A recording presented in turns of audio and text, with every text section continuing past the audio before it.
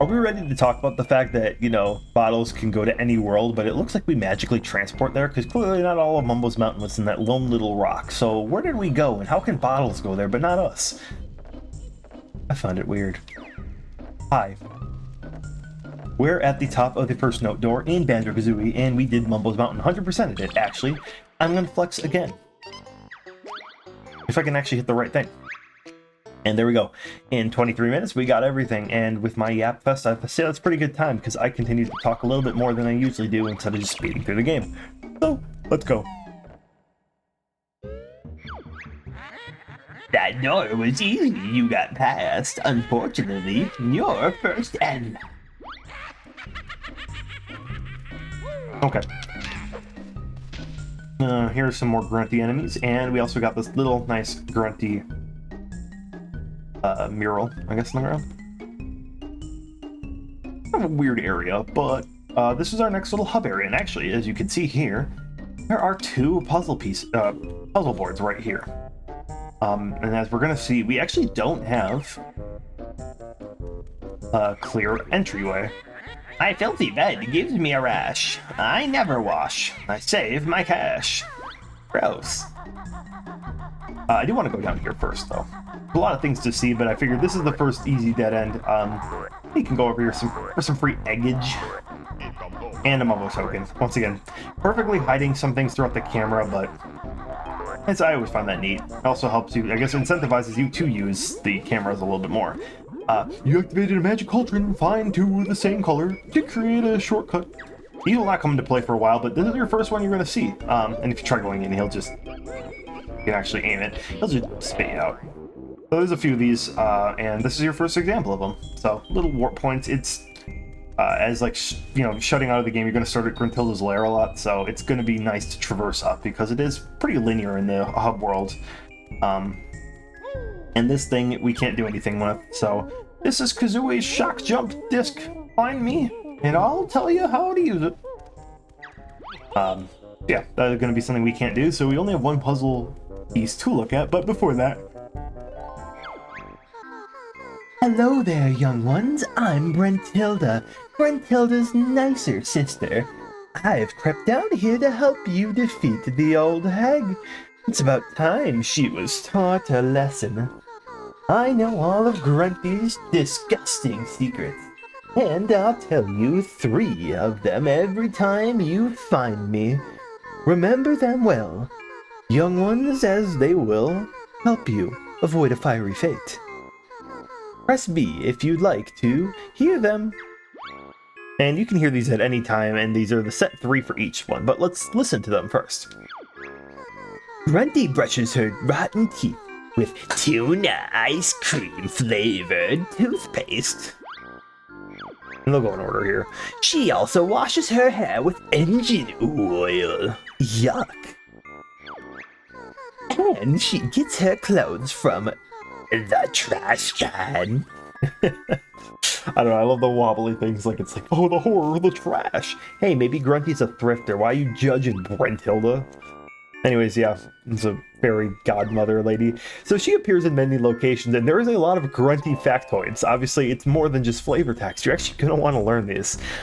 They are unique in each playthrough. There's like a set amount of them, but every time you boot up a new playthrough, they're going to be different. It's not going to be washing your toothpaste with tuna-flavored ice cream every single time. So it's tricky, but kind of cool. I like the aspect overall. It's something that I maybe don't always follow along with, but yeah, something you're going to want to know overall. At least talk to Brentilda, know where their locations are.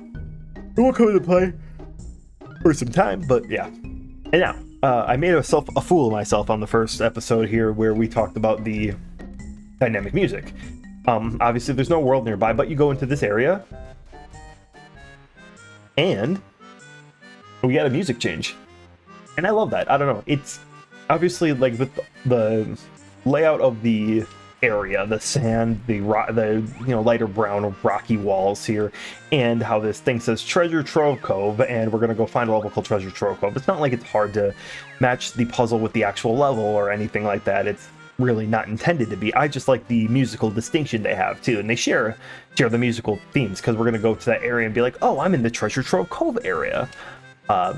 I don't know. I like it. It's something cool, and dynamic music is one of my favorite parts of this game, in many parts. And as I said, I will continuously say the favorite part of my game. My game? I wish I made this game. I wish it was cool. So, yeah, once again, get an A and enter in a puzzle piece. To remove pieces that you have already put down, press the down C button. Once the picture is complete, all the pieces are stuck there permanently. So yeah, my belly's big, it's rather neat. It's years since I've had seen my feet. Thank you, Grunty. So yeah, you can go back. I guess it's for if you don't have the puzzle pieces for a level and you don't want to accidentally use them up. Once again, it's very linear, the game is. There's not many times where you can kind of go out of order, so I would understand if that was a little bit more the case, where there's maybe I could go to that other puzzle piece, but you have to go into this world and at least learn the move before going to the next one. So kind of the idea of might as well just go beat the world, but I guess if you want to do things in a non-sequential order, there's the option for it.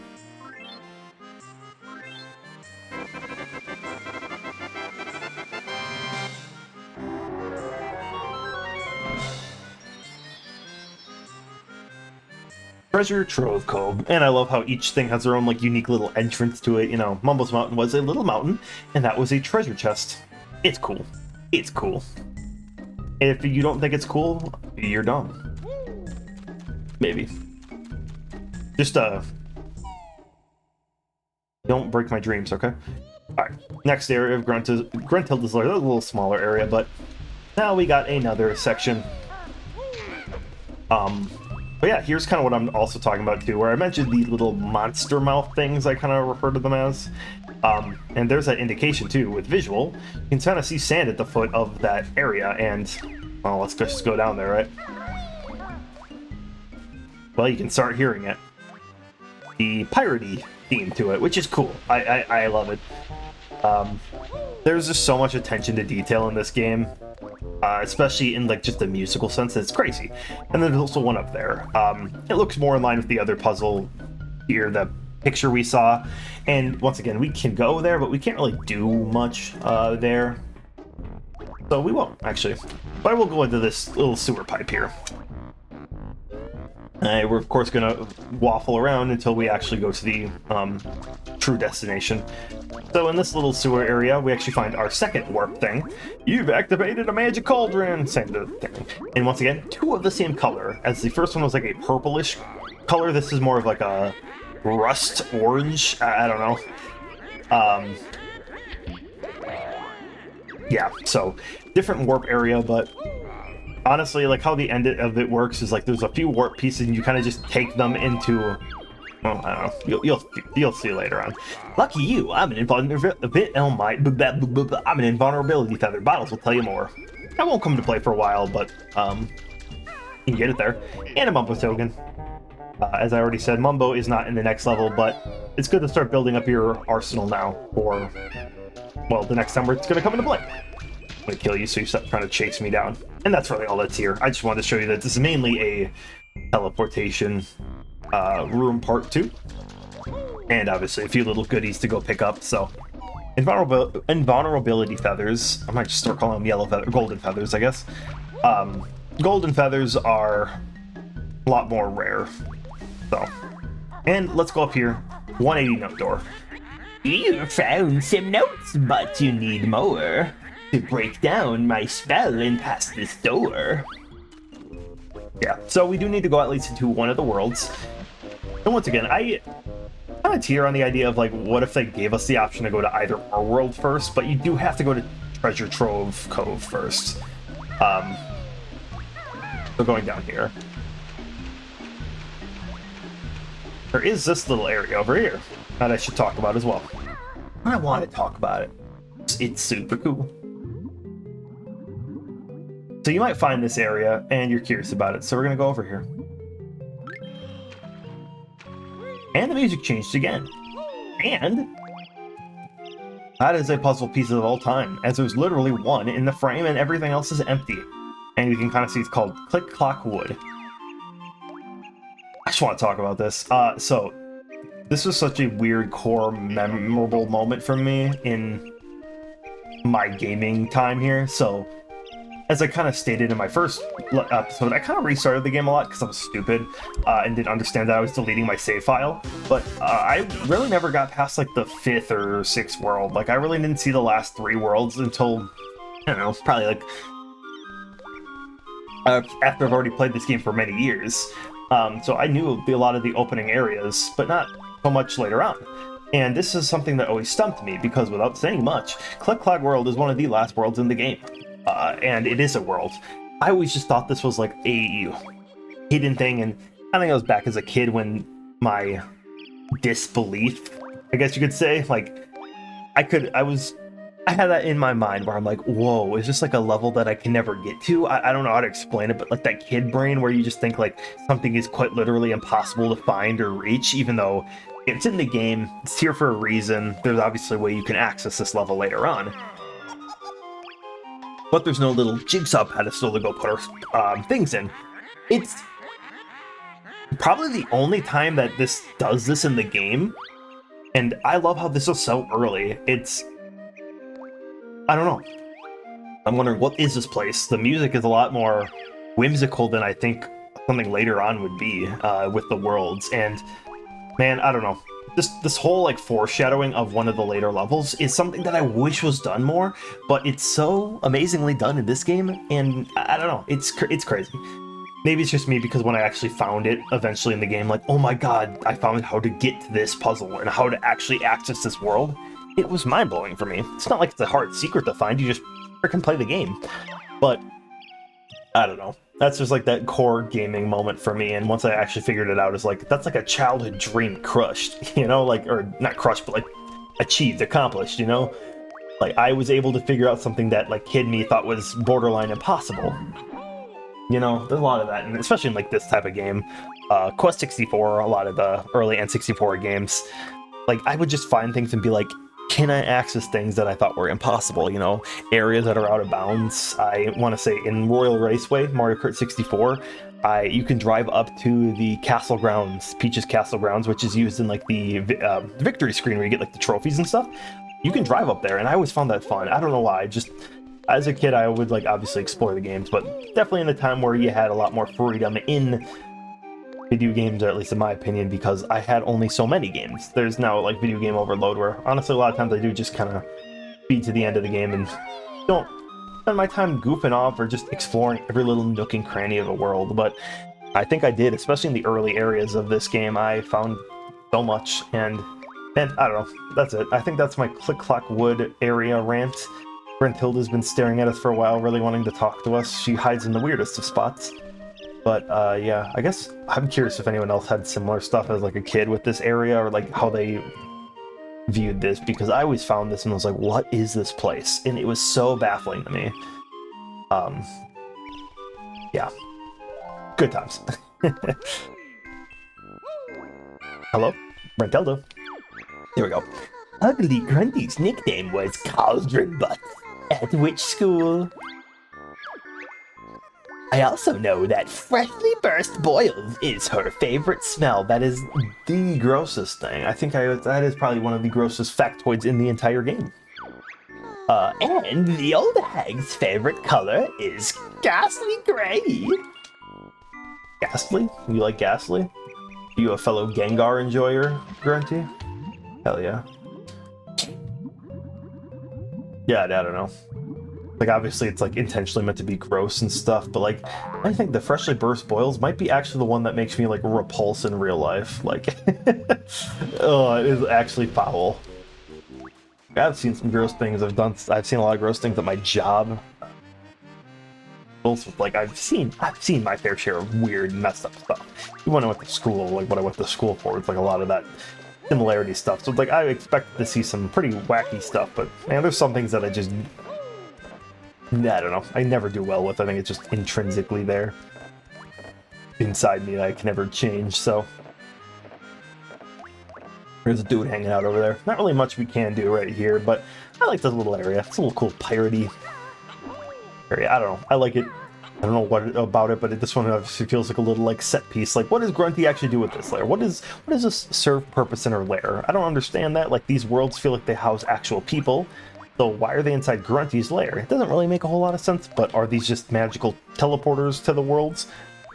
I don't really know, but I mean, that could be it. Like, these are just like a, what do you want to call it? Like a keystone kind of thing to send you to the actual world.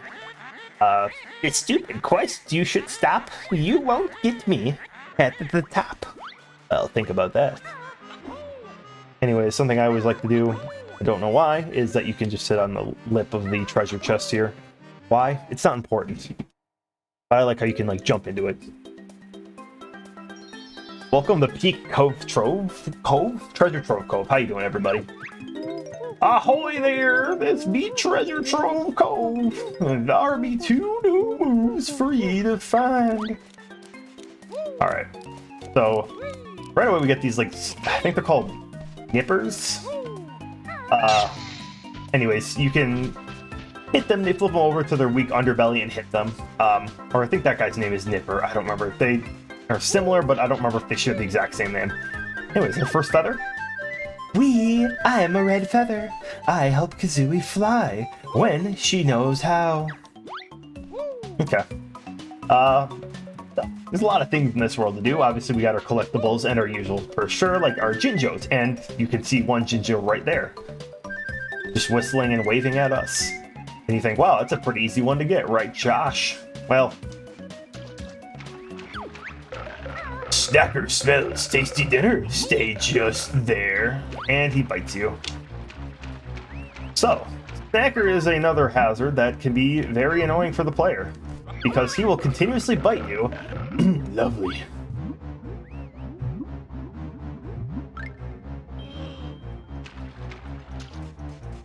Yeah, and then you go back to like the surface here, and he'll just kind of disappear. But you go back in, and he's, yeah, yippee, Snacker gets dessert too. He has a lot of lines about wanting to eat you and get a taste of you. Yeah. So he is a stage hazard in the waters to kind of keep you. I guess it's in a way to nice rein you in from obviously the like skybox or whatever. There is clearly a boundary here. Yeah.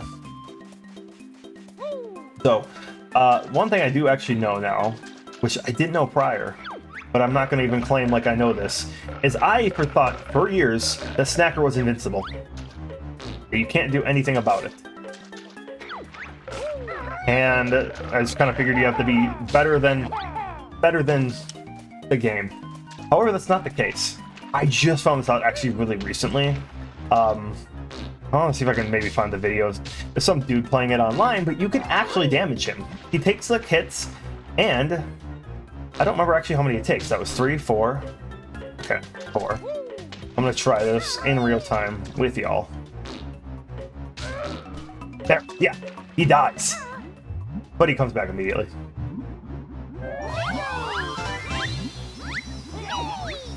It's so weird. But, so is it worth killing him?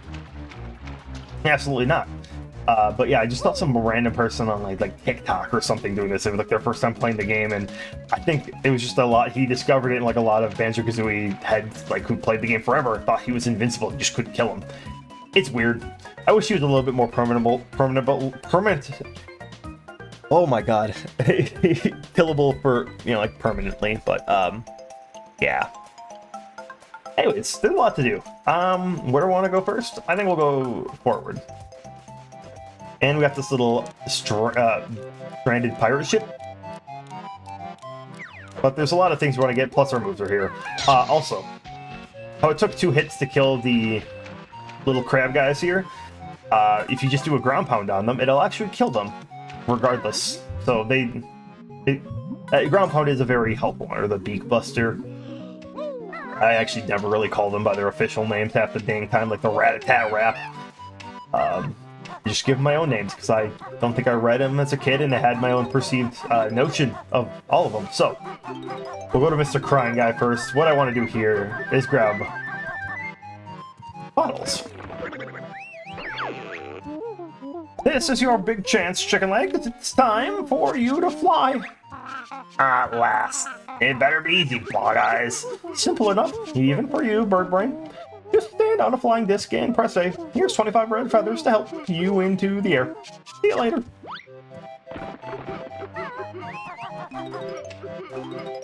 So we will not do that right now. So yeah, flying, you have to have the flying pad, and you'll need feathers. Also climb up this pole and get the green ginger. Why I want to say flying is I think it's better to tackle this level at the ground before going flying. Flying is a good thing to do near the end when you're trying to do some cleanup, you know? So I'd recommend you sticking to the ground and at least exploring on foot, especially if you're trying to art collect everything in an efficient manner. Let's go Mr. Crying Man here. Ahoy there, I'm Captain Blubber, and I lost me treasure when me ship crashed. Well, go find it then, Blubber Guts. But I can't swim. Can you help an old sea hippo? Sure, we'll find it for you.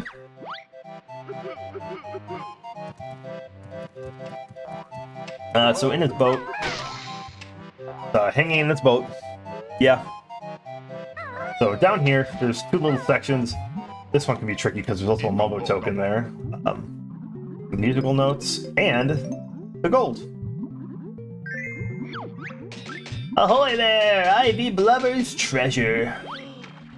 So sometimes there's these little, like, once in a level collectibles, so this gold is only found in Treasure Trove Cove, stuff like that. But weird that they even give, like, their own little dialogue and text box for. Aye, that be half of me gold. And then you saw there was some on the other side, but how do you get into it? It's, yeah, here.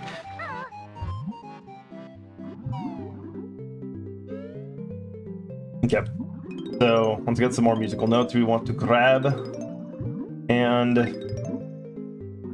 grab that. I don't think there's anything up top here, right? I'm gonna triple check. Cool.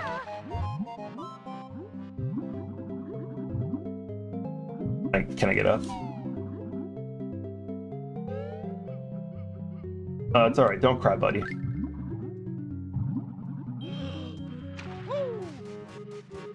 Alright, let's go give Mr. Blubber his other gold. You want to, like, stand, like, kind of here, because that's where it goes. It's kind of weird. Hello? But why do we not want to throw it? I just automatically throws. There you go. You had to stand apparently there. Be treasure, thank ye. Hearties, take this reward. Other gold. I'm off to spend. Whoa, hey.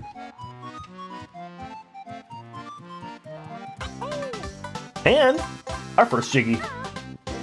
Alrighty, compared to Mumbo's Mountain, there's a lot more in this level. It's a little bit, you gotta do a little bit more, which is fun. So these trees, this is teaching that tree climbing thing, that some of the trees in this level are gonna have musical notes. I typically kind of think of this world is sectioned off by these little, like, stone upper pathways here. So, just like the pirate ship area, and they're gonna have the same item in each tree. So this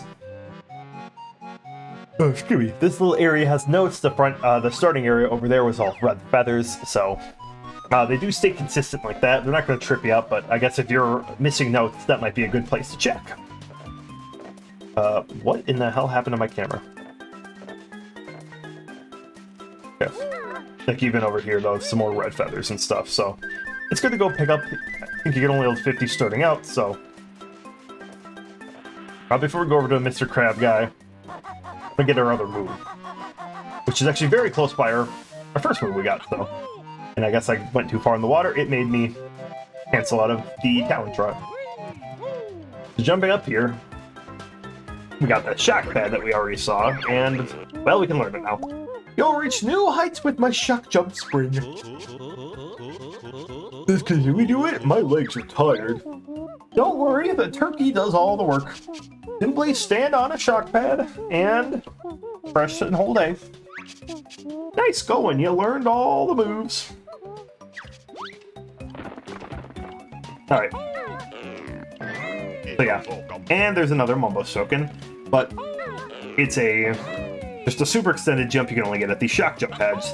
Something that they don't really tell you is, as long as you hit it and hold the A button, you can kind of go anywhere. As I see, I can go over here and bounce off it. This can be very helpful for movement related purposes, so just keep that in mind. Keep that in mind when I also fall. I should talk about this guy. This is a mine, obviously. They're in a few levels, but they deal massive damage if they blow up. You want to be careful. That's all. You can hit them with eggs. I do know you can actually kill them, but they do blow up, so if you're close enough and like use a melee attack, it will hurt you. They do like 2 or 3 honeycomb. I want to say maybe 3. So they're dangerous bastards. Anyways, got another character here. Meet Leaky. No good for water. Can't bear block a hole with pebble. And that's saying that's, and one of the only times we actually use the pooping egg mechanic is here. Leaky patched up. Now empty water for bear. And it blew up the landmine guy anyways, so, or sea mine, not landmine. Okay. And now, here's an example of a shock show. We can do that, too. I don't want to get up here. You could technically kill the mine or run around him and go get that here, but this area is kind of, you can't really reach it from down here. So if you do lower the water, you can either leave the world or come back to the top there and jump in.